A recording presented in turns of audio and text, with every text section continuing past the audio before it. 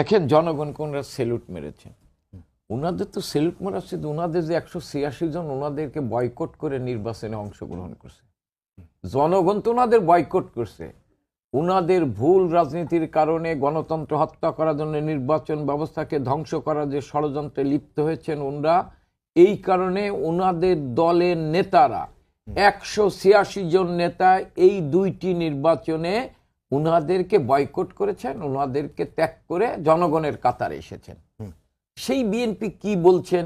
আর বিএনপির একটা মানে অপপ্রচারের বাক্স আছে, তার ছিও হচ্ছে কি কয় রিজবি সাহেব, ওইখান থেকে উনি সকালে ঘুম থেকে ওইটা মিথ্যে কথা বলা শুরু করে না, ঘুমানোর আগে মিথ্যে কথা। তো উনি কি বলে যে জাতি জনগণ যদি ভোট না দেয়, আপনি যেটা বলছেন কিছু সংঘর্ষ হয়েছে, ভোট কেন্দ্র কত?